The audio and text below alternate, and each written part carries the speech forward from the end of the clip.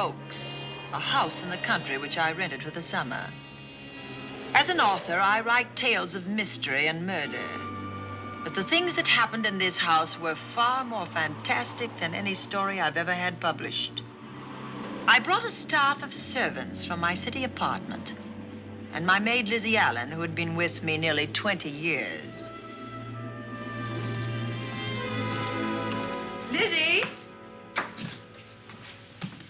Yes, Miss Cornelia. Is the car ready? It's at the door. Look, Miss Cornelia, them servants you brought from the apartment are talking about walking out on us. Really? Well, I know they don't like it here, but I didn't think it was that bad. Well, they've been hearing things about the killer that the police call the Bat and the murders that he committed here this past winter. Now people are saying that he's back again. Well, how can they be sure of that? Has he committed another crime? No, not yet, but that ain't saying that he won't. Here's something else. You've heard about the bats they have here. Animal bats, the kind that fly. Yes, yes. Look what it says in this magazine. This is a report from the State Health Department, and it says some of them bats is rabid. Well. And that ain't all. Now there's a rumor going around that it was the bat himself, the killer, I mean, that released the rabid bats in this neighborhood. Oh, that's ridiculous. Well, the housekeeper, the cook, the butler, and the upstairs maid don't think so. Well, I can't help what they think. If hysterical nonsense like that can scare them out of their good jobs, it's their loss, not mine. Come on, Lizzie, I've got to get to the bank.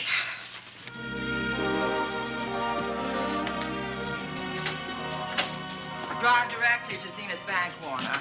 I'm afraid we'll have to hurry. It's near closing time. I'll get you there, Miss Van Gorder.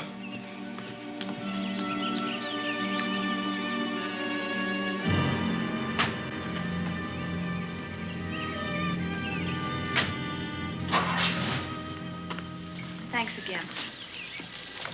Miss Van Gorder. How do you do, Mr. Barry? How are you? I'm very well, thank you. You remember Lizzie Allen? Of course. Hello, Miss Allen. How do you do? So you're spending the summer with us again? Yes, yes. I've leased the Oaks, the home of your bank president, John Fleming. I heard you had. I was surprised. Why? Is there something the matter with it? No. I was surprised because Mr. Fleming said he would never rent it. Oh?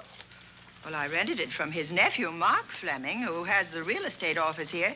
He said his uncle would be gone the entire summer. Well, that's right. Mr. Fleming's in the North Woods now with his physician, Dr. Wells. Oh, pardon me.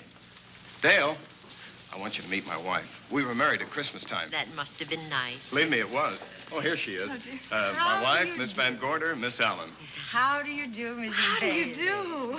Cornelia Van Gorder. Yes. Oh, well, I've read every murder mystery you've ever written. I just adored that weird one, The Private Morgue of Dr. X, even though it gave me the shivers. Only the shivers? Scared hell out of me. Oh. Well, I really mean that Miss Corney killed them off in that one. When you refer to my books, please don't call me Miss Corney. Pardon me, Mr. Bailey. Mr. Hines is here to see you. Oh, yes. Excuse me, please. Oh. Don't be strangers now. No, Oh, no, I we should won't. say not. Oh, so you're a bride. Well, not quite. Not since Christmas. You know, I'm sure I've seen you. Well, I used to be my husband's secretary here in the bank. Of course I remember. May I welcome our most distinguished visitor back to Zenith? Oh, that's very charming, but, Lieutenant Anderson. Lieutenant Anderson, of course. Chief of Detectives of the Zenith Police Department. This is Miss Allen. Miss Allen? How do you do? Lieutenant Anderson is one of our favorite citizens. He's on the bank's board of directors. Not bad for a policeman. You must have made a good thing of it. Well, I saved my money, if that's what you mean. It's near closing time, and I've got some business in the safe deposit vault. Please come and see me, Mrs. Bailey. Oh, I'd love to. And you, Lieutenant. Thank you. Goodbye. Goodbye. Nice to meet you. My, what a charming woman. She moved into the Oaks just the other day. That house is a proper setting for a writer of mysteries. Oh, it certainly is. Vic, what's the matter? Come in here, both of you.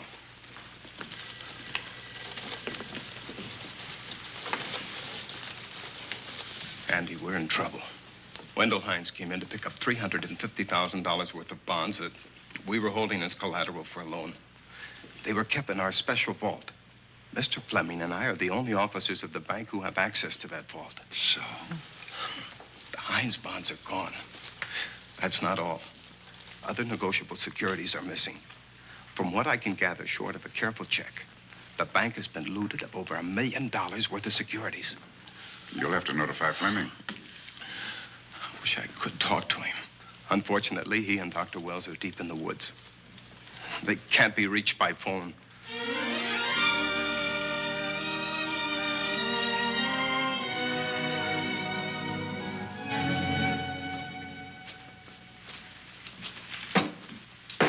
What is it?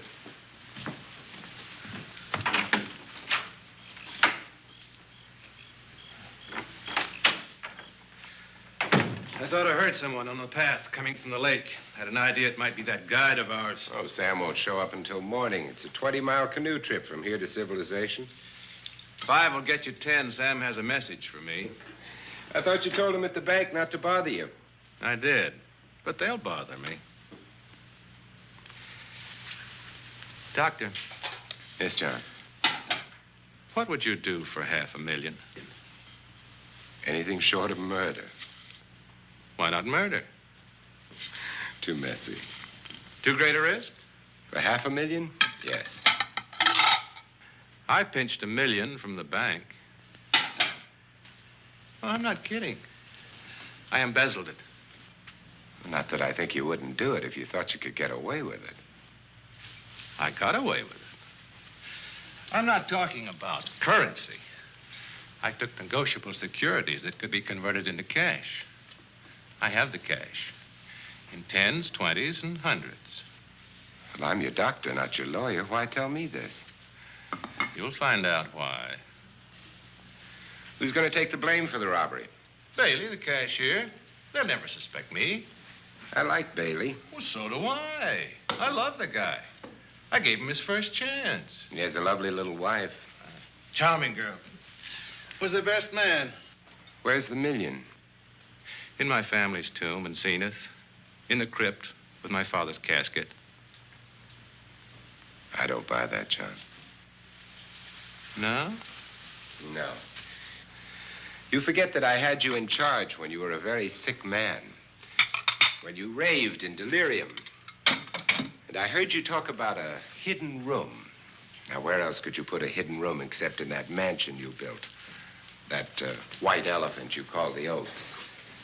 Look, everyone knows I have a bad heart.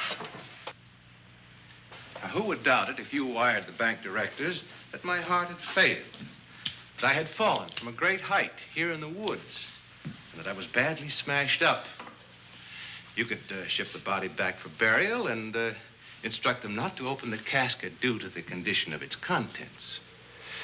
Well, you realize, of course, that we'd have to have a body to put in that casket, which means that we'd have to deal with an undertaker at this end. Of course. Well, where do we get a body? Couldn't we provide one of our own? How about Sam? Sam, our guide? Sam weighs about as much as I do. He's practically a hermit.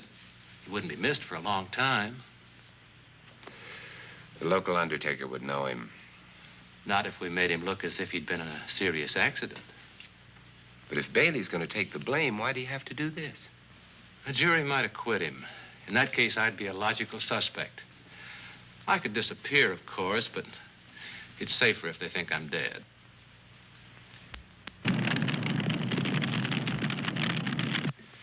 What if I don't go for this deal? In that case, it would be too bad. You mean you'd kill me? What else could I do? Now that I've told you about the $1 million, I'd say you were shot in a hunting accident. Now, look, Doctor, if you can find another body instead of Sam's, it's all right with me. There's $500,000 in it for you. I'll do my best. I smell smoke. So do I. What's that noise? Look, Doctor, the woods are on fire. It's coming this way. We've got to get out of here. Out the back way. We will. As soon as I provide that body we were talking about.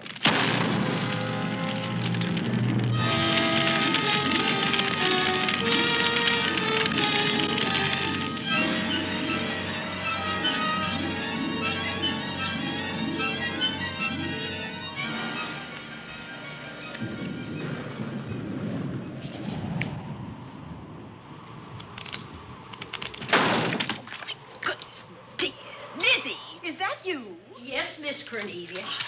There's a storm coming up, and it's gonna be a snorter. The wind nearly blew the door off its hinges. Well, that noise blew my game higher than a kite. I think I've lost some of the cars. Oh, I'll get them for you. Oh, I see you found the paper. Drat that paper boy, scooting by on his bicycle, just chucked it into a clump of bushes and let it go at that. For land's sake, Mr. Vic Bailey's been arrested. Oh? I think. Victor Bailey, vice president and cashier of the Zenith Bank, was arraigned before United States Commissioner Alvin Fielding, charged with the embezzlement of over $1 million. I can't believe Vic Bailey had anything to do with that robbery. Oh, well, I see our landlord is home again. Landlord? Mr. Fleming. Dr. Malcolm Wells is back in town with the body of John Fleming, president of the Zenith Bank, who was killed in a forest fire. Mr. Fleming will be laid to rest in his family's tomb on Friday. And I hope he stays there. Well, why shouldn't he? Well, this is his house. And ever since he died, some funny things have happened here. For instance? The housekeeper, the cook, and the butler said that they heard strange noises at night. And the upstairs maid swore that she met a man without a face coming up the back stairs.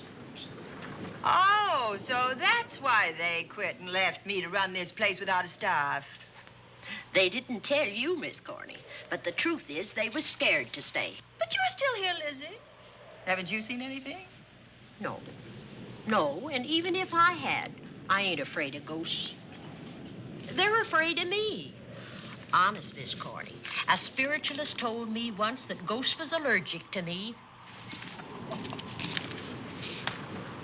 But this Bat feller they keep talking about in the paper, I guess he'd be different. No, I don't think you'd have the same effect on him. Oh, dear. What are they trying to do? Drive people away from this part of the country? Why? What does it say about the Bat? Specialty seems to be killing women. My goodness, 2 of them in one night. All his victims died the same way, like their throats had been ripped open with steel claws. That's a charming little caper. I'll have to try it sometime. In a book.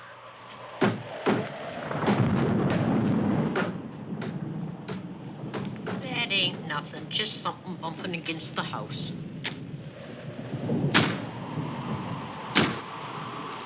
That's just the wind banging a door. Pay no attention to it. Listen to this. One of his victims, who lived for a moment after she was found, described the Bat as a man without a face. Honest, Miss Corney, I think that woman must have been exaggerating.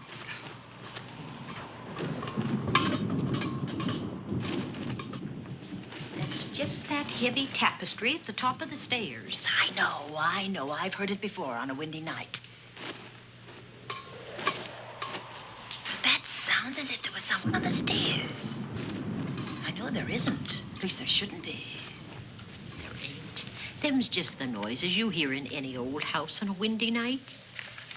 It says here that the Bat never leaves no fingerprints. That's understandable. Having no face, he probably has no fingers either.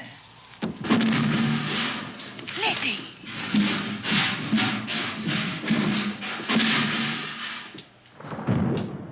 And that, I suppose, is the cat dropping its dentures. No, I don't think so. But I think it's something should be looked into.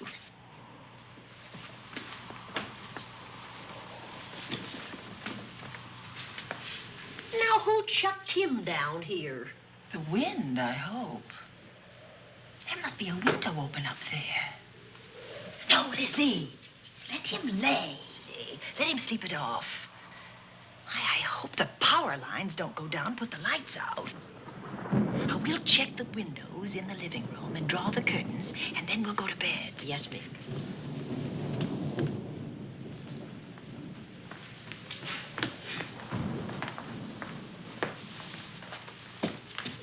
I won't be a minute.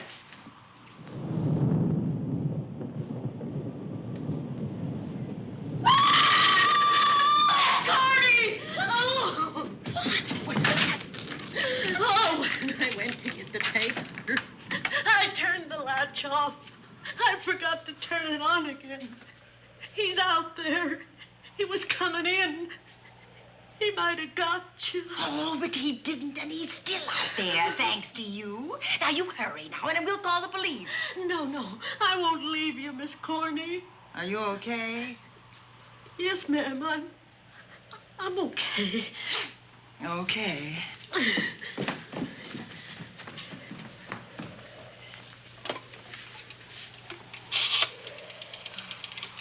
Operator? Give me the police department, please. Zenith Police Department.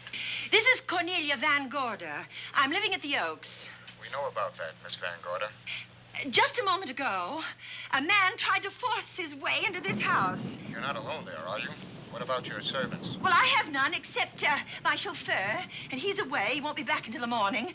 Now, there's only 2 of us here tonight, and we're going to lock ourselves in my room. Now, if any of your men see anything, will you have them call me? I'll send officers over there right away. Oh, thank you very much. Come on, Lizzie. We're going to sleep in my room.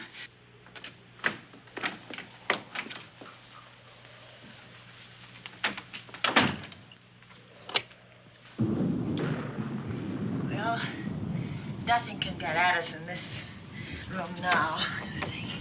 This door seems good and solid. Like the door to a tomb.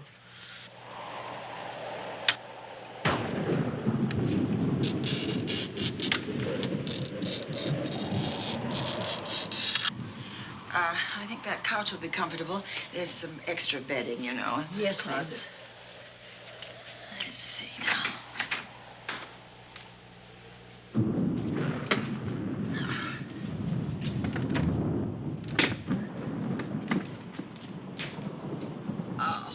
Huh? No bolt. Well, that's not so good.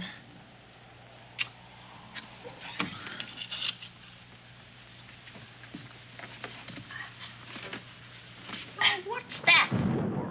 That, my good woman, is a booby trap. If anybody tries to open this transom, this will be knocked off, and we'll hear it fall.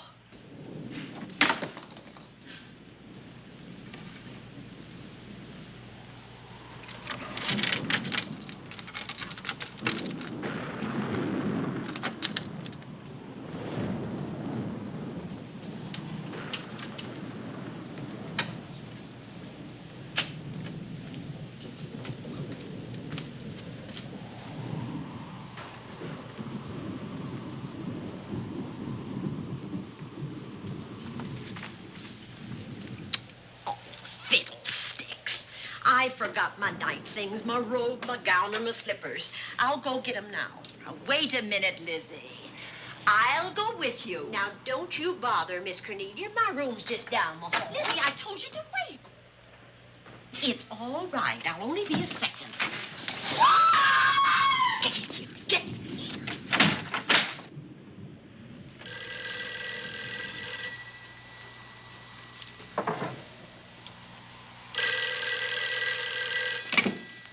Yes? Miss Van Gorder? Yes? Zenith Police Department. There's a police car just outside your house, and the officers in it have reported that there's no sign of a prowler anywhere on the grounds. Well, the man's inside now. He's in the hall, just outside my bedroom. Have your men break through the kitchen door and search this place from top to bottom. Okay, Miss Van Gorder. Sit tight. I will. I have a gun, and I know how to use it.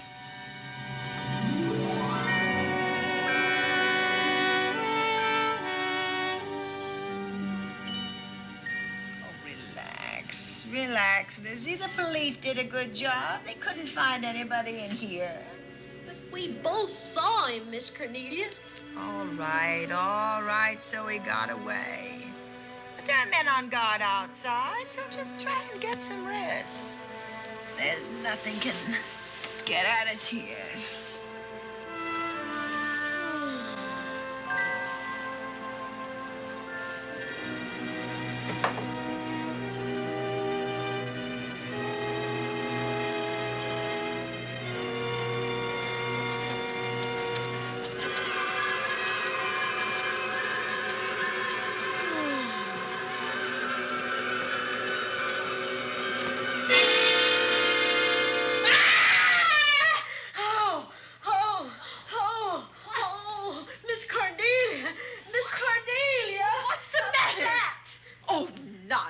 You've had a nightmare. Maybe I did.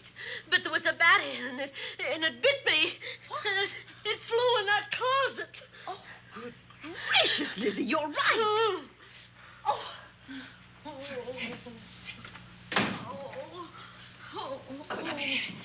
Yes.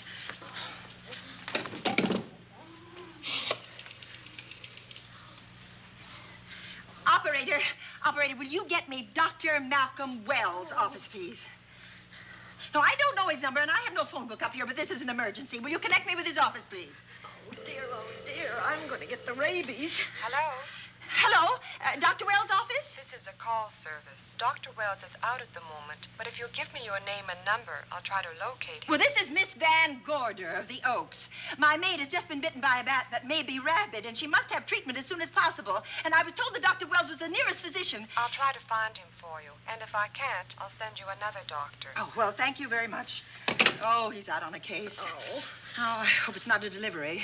A baby, I mean. They can be terribly complicated.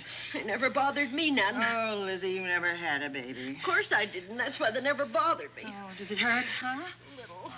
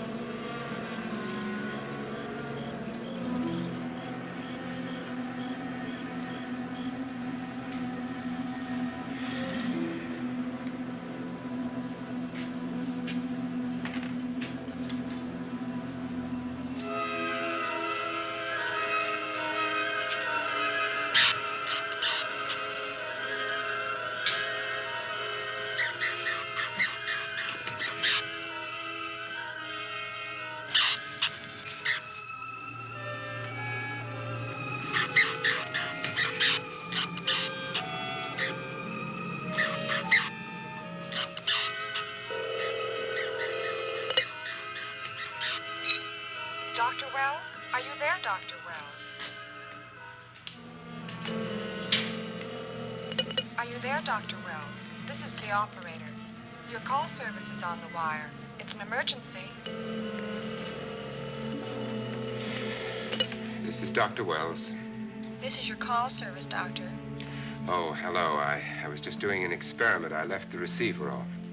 That's what I thought, but I kept trying. Miss Van Gorder at the Oaks called and said that her maid had been bitten by a bat, and she's afraid it might be rabid. What? Oh, all right. Tell her I'll be right over there.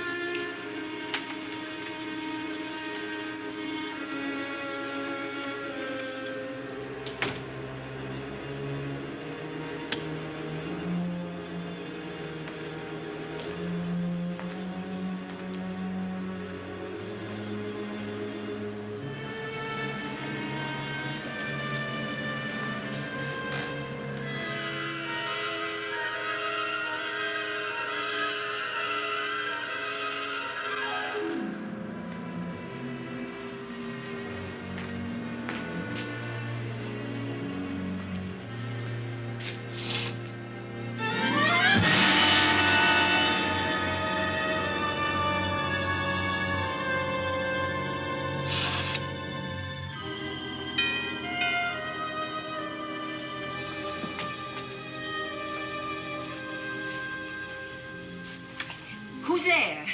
Dr. Wells. Come in. Good evening. Oh, I'm so glad they found you, Doctor. Well, I reached my office shortly after you called. How is your maid? Is she in any pain? No, she doesn't seem to be. Did the bat get away? No, I believe it's still in my bedroom. Oh, good. I'll want to examine it. There you go, Miss Allen. Now you'll feel better? Doctor, have I got the rabies? Well, I can tell you better after I've examined the bat's brain under a microscope. That thing's got a brain? Oh, you'd be surprised. Well, where is it? I think the little darling is in that closet. Oh. You know, it's a pity you leased this house, Miss Van Gorder. Why a pity? Well, my dear lady, I don't want to alarm you, but... Oh, well, after tonight, nothing can alarm me. Yes, I understand. It must have been terrifying. So many unexplainable things have happened here.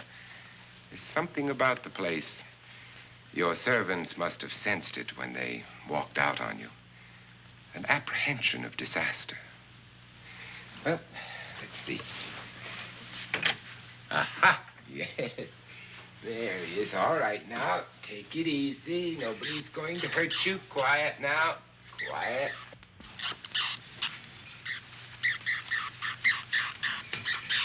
And he looks quite normal. Doesn't seem to be sick at all. Oh, ain't that nice? I've been worried about him. Well, you should be. From his appearance, I'd say that he doesn't have any infection. In which case, you've had a narrow escape. Now, you take one of those tablets I left for you, and I'll guarantee you a good night. And I'll drop in on you tomorrow. Oh, thanks for everything, Doctor.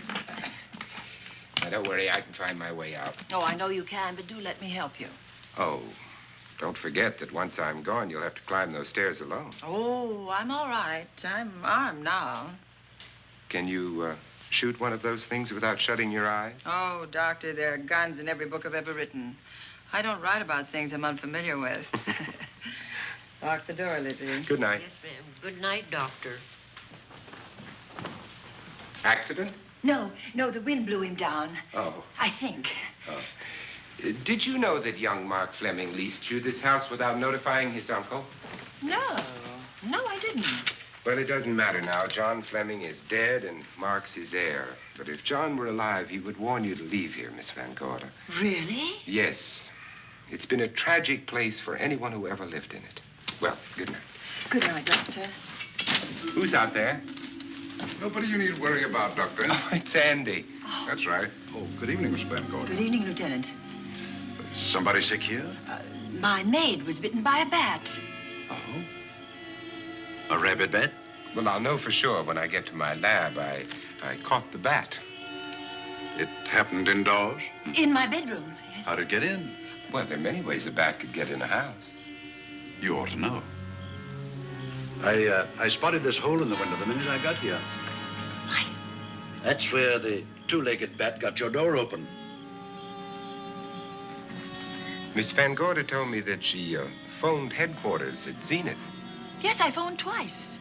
The second time was after the prowler got in the house. Weren't you at headquarters, Andy? No, but they contacted me. An officer came and searched the house from top to bottom, but they couldn't find the bat. You better have this window fixed tomorrow. Oh, yes, I certainly shall. Yes, and I'd better be going. I'm due in surgery at 8 o'clock in the morning. Good night. Good night, Doctor. There'll be a man patrolling the grounds all night, Miss Van Oh, Gorder. thank you. And nobody inside, Andy? Why should there be? Well, how do you know but what the bat is hiding somewhere in the house? I'm quite sure he isn't in the house, Doctor. Not now. Good night. Good night.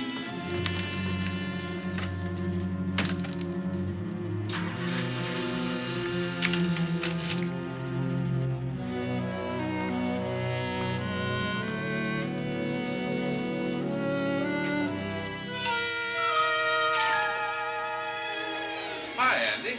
Hello, Mark. Well, congratulations. Real estate business must be picking up. New office, new furniture. New deal. How do you like it? Looks expensive. Are you squandering your inheritance? Oh, I haven't got it yet. Well, the paper says John Fleming left his entire fortune to you. Funny thing about that entire fortune is that we can't find it. No kidding. Oh, all Uncle John had in his bank account was a couple of $100. And his safe deposit box was empty. If we don't find that missing million, mine will be empty, too. How come? Well, all my savings were invested in Zenith Bank stock. The examiners won't certify the bank is solvent until those stolen securities are found. So the stockholders have voted an assessment that will wipe some of us out. It's a since those securities have been converted into cash. And if I can't find that cash, I'm sunk. Well, where are you going to look for it, Andy? Here in Zenith. Your uncle wouldn't take $1 million on a hunting trip, would he? You suspect Uncle John? Why, Andy, he founded the Zenith Bank. That'd be like robbing the family tomb. You think he wouldn't? Well, besides, Vic Bailey's fingerprints are all over the vault. Now, they didn't find any of Uncle John's fingerprints. Because he wiped them off. Can the defense prove that? They'll try to. Judy Hollander, Bailey's secretary, is a defense witness. And they believe her testimony will have a powerful effect on the jury. Oh, well, she has a powerful effect on me. Judy's a doll. Here's the book you mentioned, Judy. It's your newest one. Yes, it's just been published. You can have that copy if you wish. Oh, it's a first edition and you've signed it. Yes, of course. Thank you so much. May I serve tea now, Miss Van Gorder? Yes, please do, Warner. Thank you. Well, I see you've engaged new servants. Yes, of course. Well, how did you persuade them to live in this house? Well, Jane Patterson, my new housekeeper, knows this house better than you do, Doctor. Oh? She worked for John Fleming. And Warner was my chauffeur. Chauffeur turned butler? Yes, it's incredible. He can play any part at a moment's notice. Did you get a plumber, Warner? No, we can't get a plumber for 3 days, madam. What about that leaking pipe? The basement will be flooded in 3 days. Well, the pipe is no longer leaking. You mean it's dried up of its own accord? No, not quite. I packed the elbow where the water was coming out. Packed the elbow? Oh. Thank you, madam. Now, there's a character. How long did you say that he worked for you as chauffeur? About 3 months. Well, I hope he doesn't have a police record.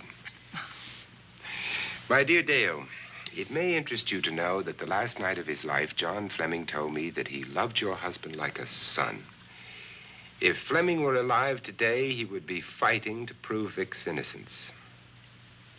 Could Mr. Fleming prove his own innocence? Miss Van Gorder, can there be any doubt about it? There will be when Miss Hollander testifies at Vic's trial. Oh? You know something that we haven't heard yet, Judy? Something I saw with my own eyes. She's not permitted to say what it was. My dear girl, I wouldn't think of asking her.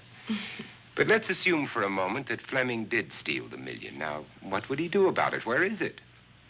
Hidden someplace where he could lay his hands on it without getting caught in the act. Now, if I was writing this, instead of living in the middle of it, I'd hide it right here in this spooky old house. Under a loose floorboard or up a chimney? If Mr. Fleming had the nerve to steal $1 million, he'd make his plans well in advance. I'd say he'd prepare a place to hide it. Possibly when this house was being built. Now, I rented this place from Mark Fleming, his nephew. I wonder if he'd have the floor plans. I'll ask him. Yes. Lizzie, will you bring Mrs. Bailey the phone? Oh, you ask him now. His number is Summit 7537. Oh, thank you, Lizzie. Summit 7537. Not bad, eh, Andy? That means new business. Now, you see, somebody wants to buy a house. Mark Fleming speaking. Oh, hello, Dale. Well, hang on a minute, honey, while I see if I have him. It's Dale Bailey, all excited. Miss Van Gorder wants to know if I have the floor plans of the Oaks. Now, what would she want with the floor plans? Well, she suggested to me that your uncle might have hidden the bank loot there. Are the plans here? Well, they're somewhere in the house itself. Wait a minute, there is a place where Uncle Johnny might have kept those blueprints. What place? Well, I heard him talk about it a good many years ago. I can't be sure of the exact location. Anyway, I don't think the old boy had the guts to steal $1 million. But if I find those plans, I'll let you know, Andy. Hello, Dale. Look, honey, I haven't seen those plans since I was a kid, but I'll come over tonight and maybe we can find them. Thank you, Mark. We'll expect you. He seems to think they're here in the house somewhere. He's coming over tonight. Well, that's good. Dale and Judy are my house guests for the weekend. Would you like to have dinner with us tonight? Oh, no, thank you. I couldn't. I still have a few calls to make. You know, if Judy's testimony is going to clear Vic Bailey and implicate John Fleming, others may get the idea that there's buried treasure in this house. Don't even mention your testimony until you're actually on the stand. Oh, I won't. That's a smart girl, Judy, and a very lovely girl. Well, good afternoon, ladies. Goodbye, Doctor. Dr. Wilbur. Come on, girls, let's go.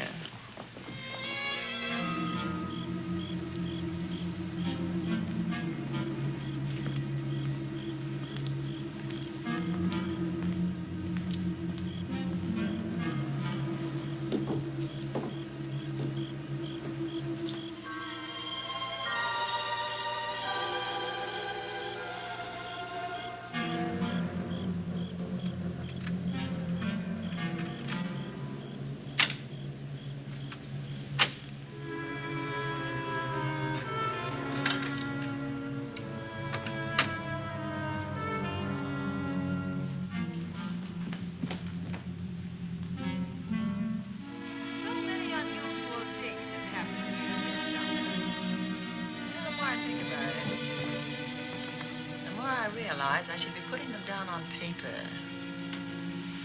Weren't you your husband's secretary, Dale? Yes, I was. Do you take shorthand? Mm-hmm. Well, my dear, if you'd like to have your mind occupied, I want you to work with me while I write the story of this fantastic criminal, the Bat.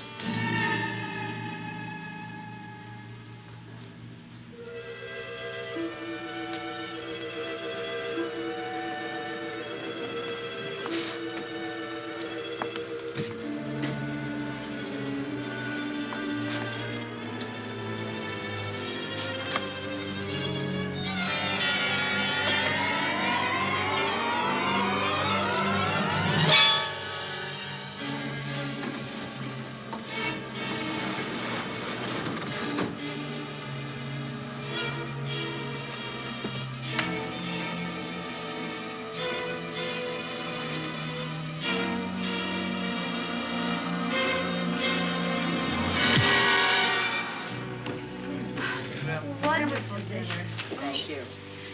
It's really nice. Good dinner, Lizzie, as usual. Wonderful. Oh, what a lovely piece of silver. It's an original, isn't it? Yes, they still use them in England for buffet breakfasts. Some hot water in the bottom. You should keep as hot your sausages and your scrambled eggs. Interesting. It's very useful. Really nice.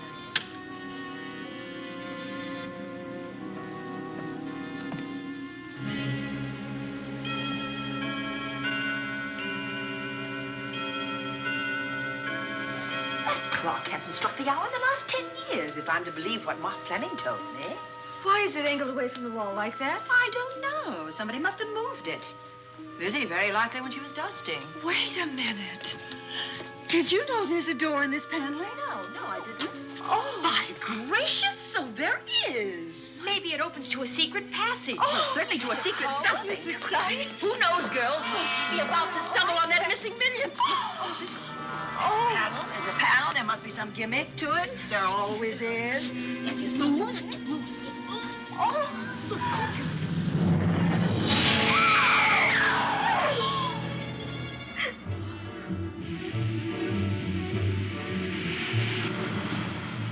Calling car 11. Calling car 11. Proceed to the Oaks in Zenith Township immediately. A homicide has been reported. Okay. Proceeding to the Oaks. Notify the county coroner, Dr. Wells. Tell him to come to the Oaks at once.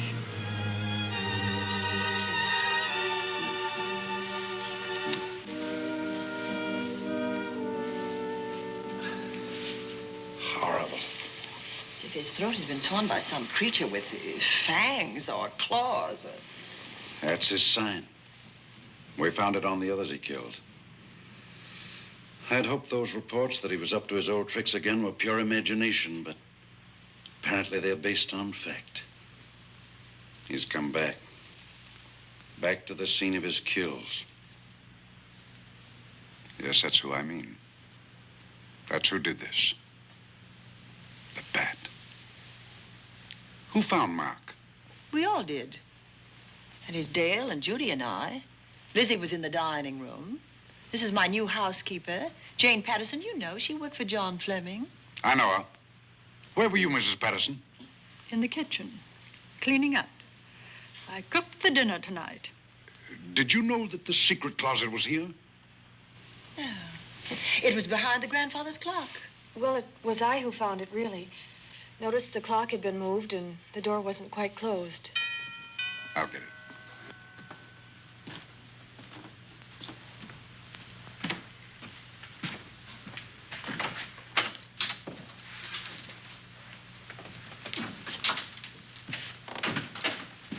Who is it?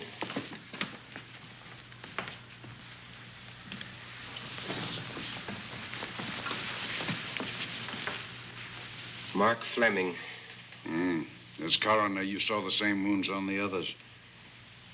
How long's he been dead? Oh, I'd say about a half an hour. Do you believe it was the bat? That's a bat's trademark. Perhaps he's still in the house. That's possible. Why should he be?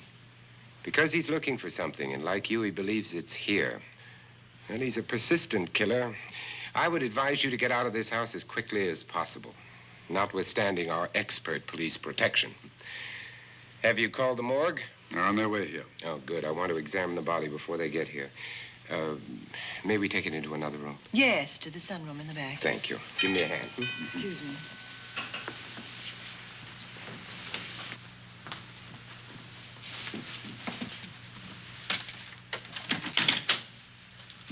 Oh, Warner, where have you been? Well, madam, has it been an accident? There's been a murder. Mark Fleming, the young man from whom I leased this place, was killed here tonight. They know who did it? Well, they believe it was the bat. I'm sorry I had to use the front door, Miss Van Gorder, but I forgot my keys, and when I rang the bell at the kitchen door, there was no response. Oh, this is Warner, Lieutenant. He's my butler. He was my chauffeur. Why'd you promote him? Well, it's very difficult to find a butler. They don't like service in the country. Have you been a butler before? I've served in many capacities, sir, but this was my night off, and I forgot my keys. I heard that part. What time did you leave the house tonight? Oh, about 6:30. I had dinner at Wiley's Roadhouse. Can you prove where you spent the rest of the evening? I can try. Try hard. And don't leave the house. I'll get to you later. Very good, sir. I shall be in my room, Miss Van Gorder, if you need me. Yes, Warner. Surely you don't think he's... Warren and I have met before. I can't recall where or when, but I will.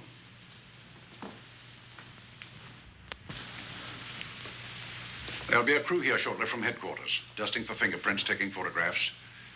But in the meantime, Mrs. Patterson, you aren't leaving the house tonight, are you? No, Lieutenant. Don't. I'll talk to you in the morning. Good night. Good night, sir. Good night, Miss Van Gorder.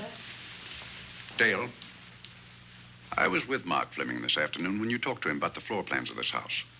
I heard him tell you he was coming here tonight. Dale called him at my request. She told me he was coming. Who else would I tell you that? Judy, Lizzie. And that nice Dr. Wells. Dr. Wells. There are a few killers who kill for the fun of it.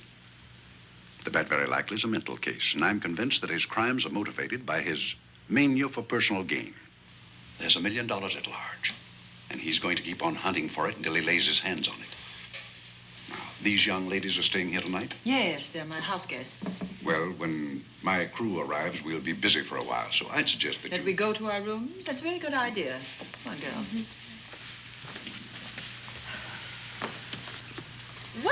police guard for this house tonight, Lieutenant. You've got one. I'm going to cover this place tonight from the attic to the basement. If the bat makes another call, I'll have a little surprise for him. Who is he? Have you any idea?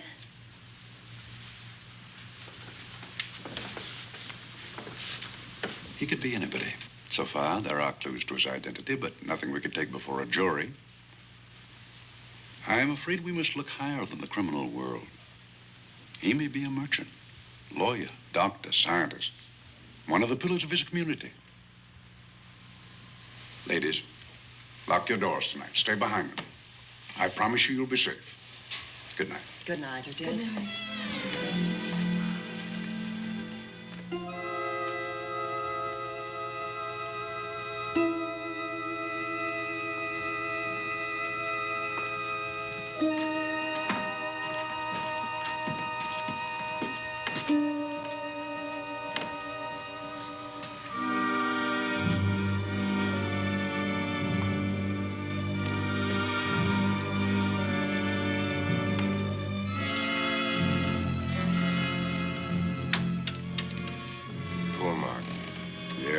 Pity. So young. Well, Doctor, do you agree it was the bat? In my report, I shall say the death was caused by the same technique used in the other killings. A paralyzing blow to the throat, followed by severe lacerations of the jugular, resulting in excessive hemorrhage. In a layman's language, he didn't know what hit him. Oh, he knew. But he didn't have time to think about it.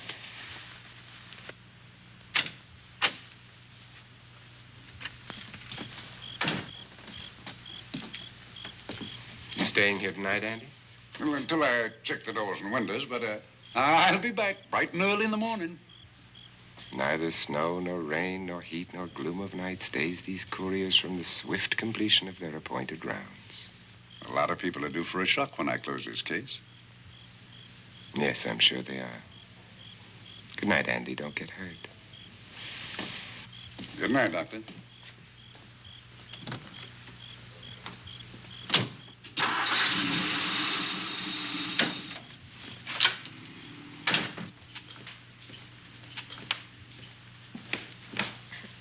You know, I think we'd better let you get some sleep. Oh, Lizzie and I share this room for mutual protection.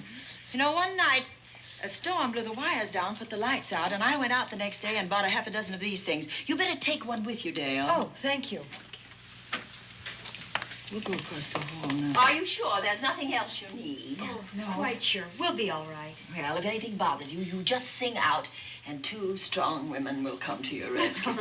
Oh, nothing will bother us. Not with Andy on the job. No. Well, good night. Good night, Miss Van Gogh. See you in the Don't worry, everything will be all right. We won't. Good night. Good night.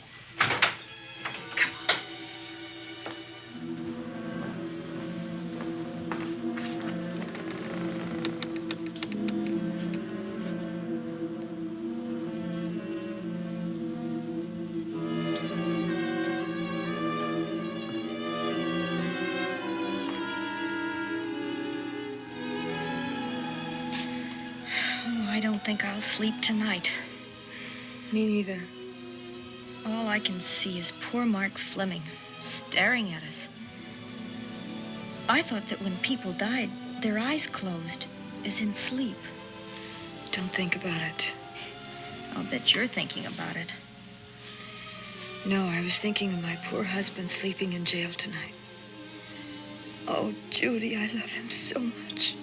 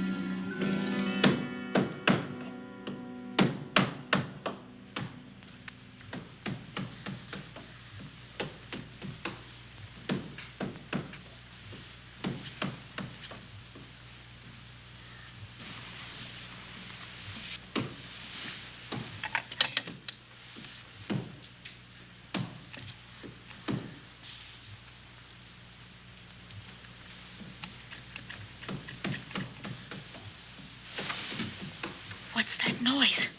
Oh, I don't know. I kind of fell half asleep. For a moment, I thought it was something from a dream. It's somewhere in the house. Yes, on the floor above. Not directly over us. Probably a room overlooking the driveway.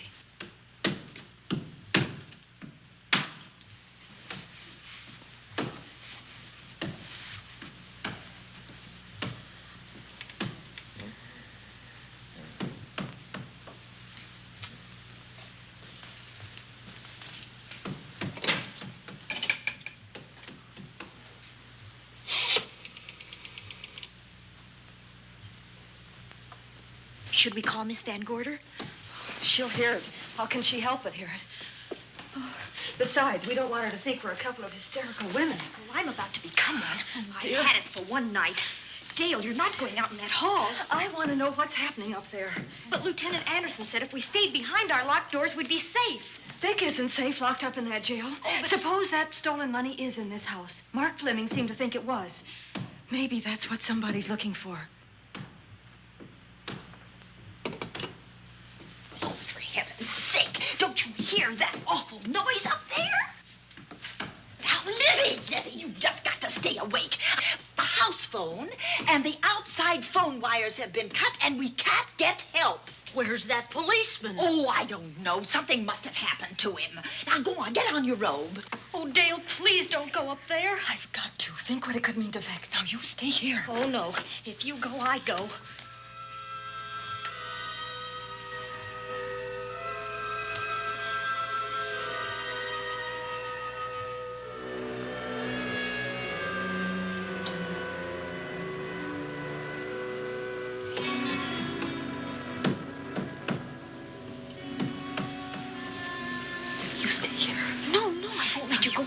You wait here. I'm going to see what it is. Oh, please let me go with you, Judy, will you warn me if anyone comes? I'll only be a moment. Now, wait.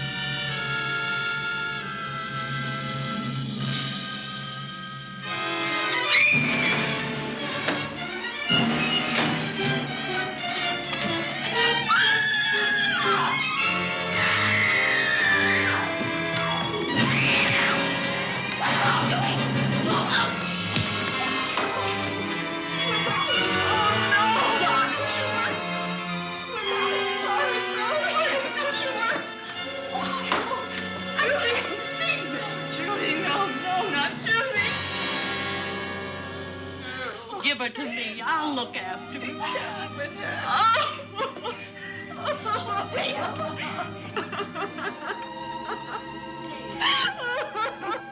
Poor baby.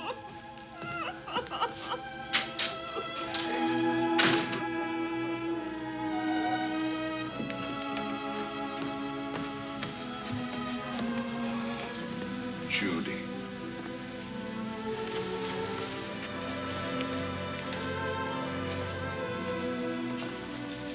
The bat. Yes, the bat. He caught her at the head of the stairs. We saw him rushing down the stairs as we came out of the room. I hurled that after him. I hit him, I believe. I'm going to cover this place from attic to basement, you said. Well, what were you covering when that poor child was murdered? Where were you? I saw a man outside in the grounds. I went out there and hunted him. I heard him in among the trees, and so I followed the sound of him as far as the brook down near the back road. And then I lost him. I'd rather give my own life than have this happen to Judy. But I told you to stay in your rooms and lock your doors and stay there. What was she doing at the head of those stairs? That was my fault. They heard a strange noise. Heavy pounding in one of the rooms on the 3rd floor. We all heard it. I wanted to see what it was. Judy, I wish she wouldn't let me go out by myself. I made her stay on the balcony. What about your new butler? Oh, well, he's in his room, I suppose. Oh, Mrs. Patterson. Oh, yes. Did you know what happened here? No, sir, but I heard the screams. I went to call Warner. We have rooms on the same floor, but he wasn't in his room. His bed hasn't been slept in. If Mrs. Patterson heard the screams, Warner could certainly hear them. You're quite right, sir. I heard them. Oh, you did? And where were you? Outside in the grounds. Miss Holland has been murdered. No. Oh, so you're surprised. Shocked. Well, I've seen better performances. I remember you now. Your name's not Warner. I've got a circular in my office with your picture on it. The Chicago police not so long ago were hunting for you in connection with the robbery. You're right again, sir. And they found me and they tried me and I proved my innocence and I was acquitted. That could have been a lucky break. Where were you when this child was killed? I told you before, sir. Outside. What were you doing there? I was following you. I saw you leaving the house, and it seemed that you were hunting someone. I thought you might need some help. Oh, yes, sir. I followed your flashlight down through the trees. Then it disappeared. And then suddenly, as I was staring out into the darkness, I was struck by something on the back of the head.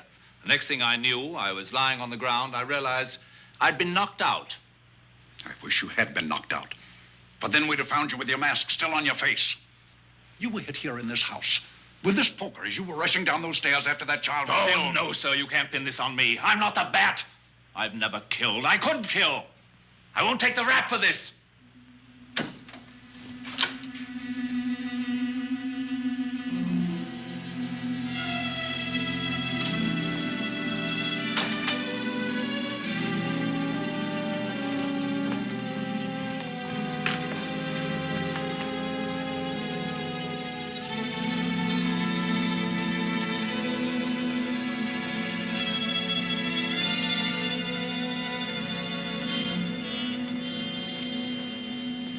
Doctor, we have another case for the county coroner. You see, the bat came back. Why did you come back, Doctor? Well, I had an accident about a mile down the road. The right rear wheel of my car came off, and I plunged into the ditch. This was the nearest house, so I came here to call for help. I thought I'd find you around, Andy. Physician, heal thyself. You must have been hit by something on the back of your head. I told you I had an accident. So you did, Doctor. So you did. I could be wrong. But maybe I'm not. We shall see. All right, dear, let's start a new chapter. For days, the murders held the headlines. Lieutenant Anderson grilled us and ransacked the house from top to bottom. Warner was not placed under arrest, but his every move was watched. At night, except for a detective on guard in the house, the police and the reporters left us alone. And on one of those nights, without telling Lizzie or anyone else, I pursued a secret investigation of my own.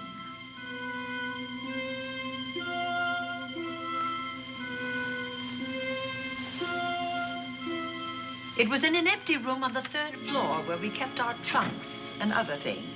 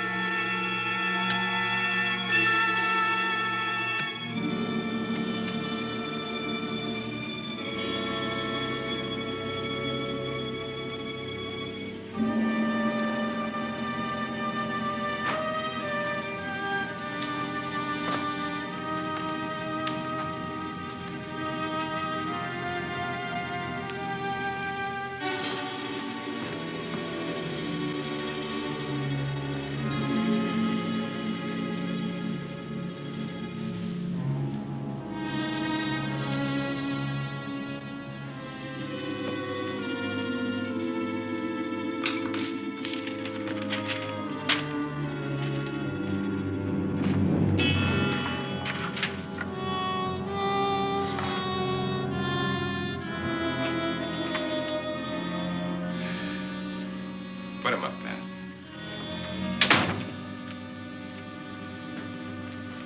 It's a bright idea to kill me in my own lab and let people think that I'm the bat. But you had to kill me first. What was it to be, ambush? And clever as you are, you're not smart enough to do that. Nor were you smart enough to find the money, though you came quite close to it. But I know where it is. And when you're dead with that sign pinned on your chest, I'm going to collect it and live happily ever after. He destroyed himself. How true that will be. Well, goodbye, Bat. Here's a serum that will heal you whether you're rabid or not.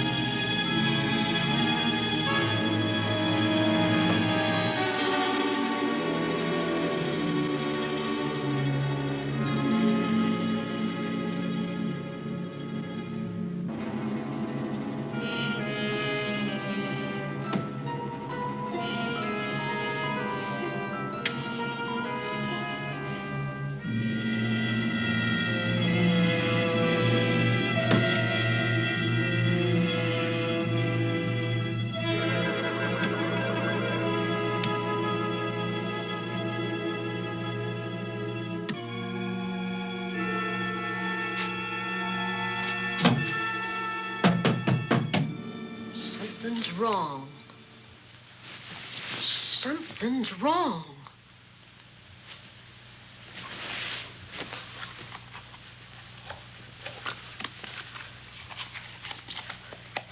Miss Cornelia.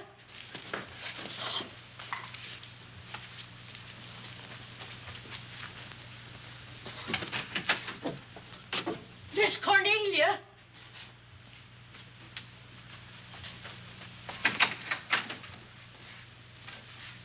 Now, where would she be going at this time of night?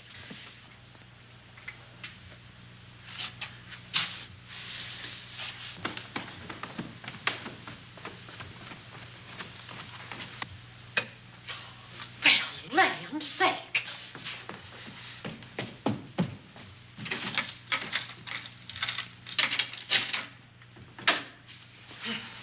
I never. Oh. Mr. Davenport. Mr. Davenport. Oh, a fine thing. The door unbolted, the chain off, and you asleep on the job. Wait till Lieutenant Anderson hears about this. Come on, wake up. What's the matter with you? I don't know. My head hurts. My whole body's numb. Here, take a sip of this. Try to snap out of it. I'll be back in a minute.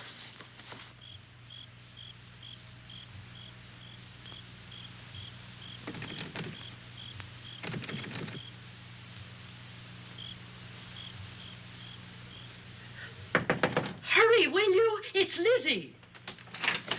I'm terribly worried. I can't find Miss Cornelia anywhere, and something's happened to the policeman. I don't know what. Get Warner. Bring him to the drawing room. Tell him we need him.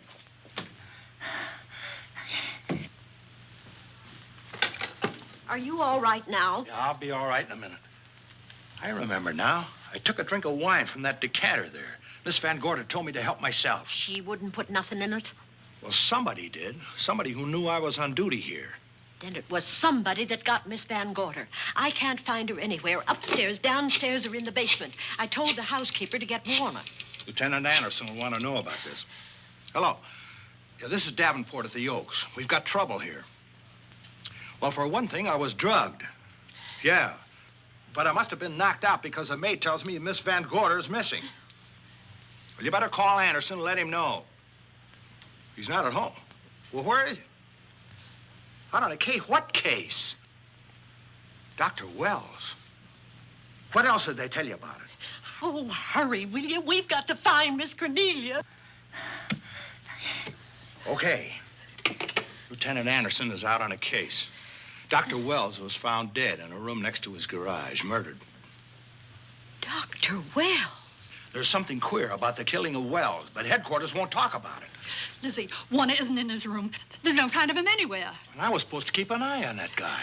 Where's Miss Cornelia? That's what I want to know. Wait a minute. Didn't you say that the chain and the bolt were off of the front door? I certainly did. Well, maybe Miss Van Gorder went outside. Oh, she never would. We better look. I can't breathe. There's no air.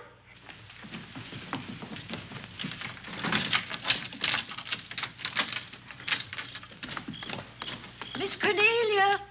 Oh, Miss Van Miss Gorder. Cornelia. Miss Cornelia. Miss Van Gorder. Look. There's a light in that room on the 3rd floor. Were you up there tonight? Well, of course I was, but I turned the lights out before I came downstairs. Then Miss Cornelia might have turned them on again. That's why we're going to look first. Come on.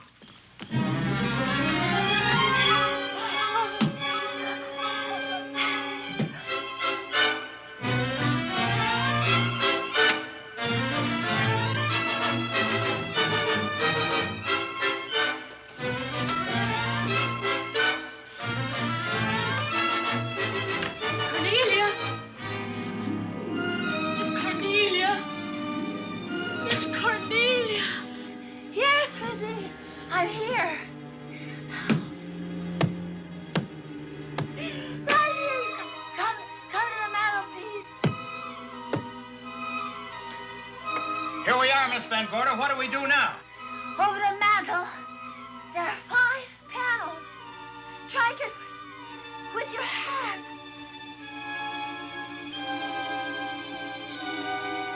Which panel did you say, Miss Van Gorder? Oh, I can't. I just can't. Miss Van Gorder, which panel? We couldn't hear you. She said strike it. What difference does it make which panel? Strike them all. Look.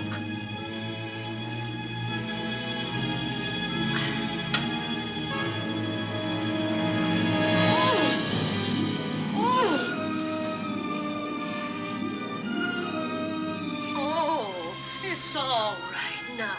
It's all right, dear. Lizzie's here.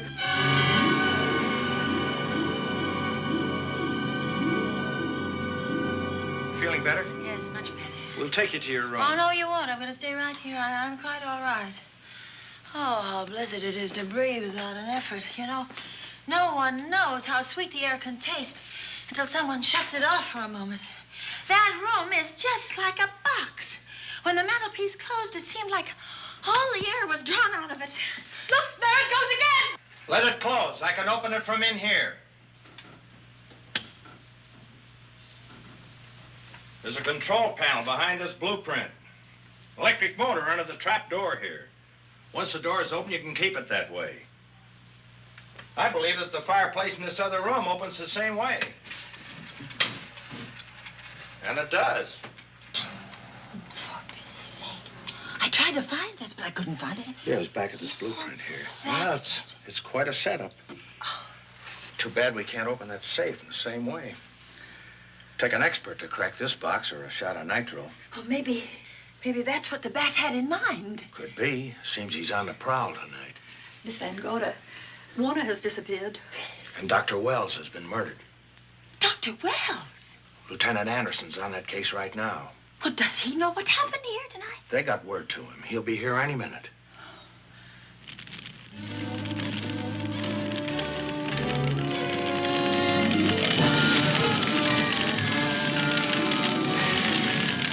What's that noise? Miss Van Gorder, the garage is on fire. Scott, look at that. Lizzie, put that light out in the other room. Now, where are you going? To report the fire. Well, you just stay right here. Miss Van Gorder, the garage. Well, let it burn. You watch the stair. Can't you see that fire was set to get us out of the house? Out of the house? Were you talking about the... Yes, I'm talking about the bat. Now that the lights are out, he'll think his trick has worked, and we've gone. He'll be here any minute. Well, so will Lieutenant Anderson. I hope so, but the bat will be here first. And he'll kill again if we're in his way. We've got to be as clever as he is.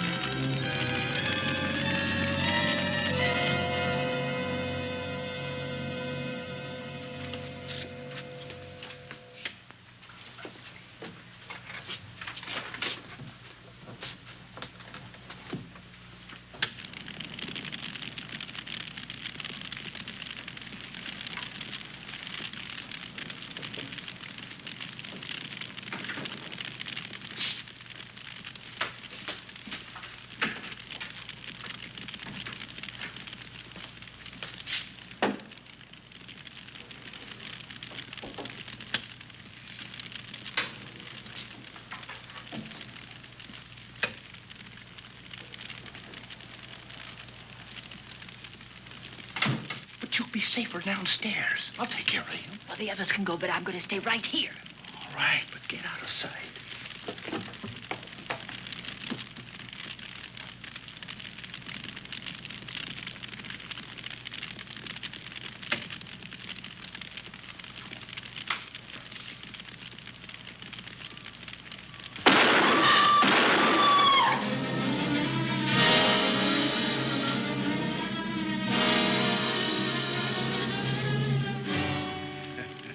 Let's face it, ladies, and get it over with.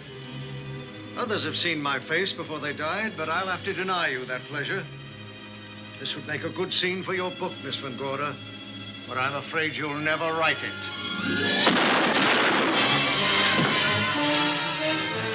That is Warner. I could tell. You misjudged me, Miss Ellen. Warner! I don't like being a murder suspect, Miss Van Gorder. I was headed for a plane, but halfway to the airport, I changed my mind and came back. I'm glad that I did.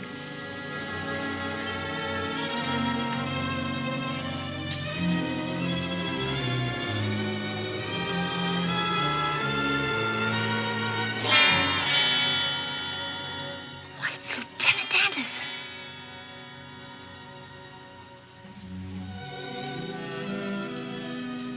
Yes, it was Anderson. He'd discovered the secret of the hidden room and was waiting to get into it and open up the safe. We found the money in it, a little over $1 million in 10s and 20s and 100s.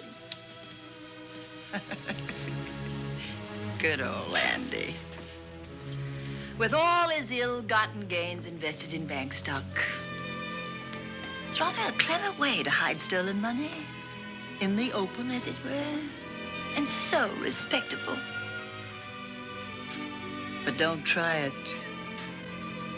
No matter how clever you are, you can't hide murder.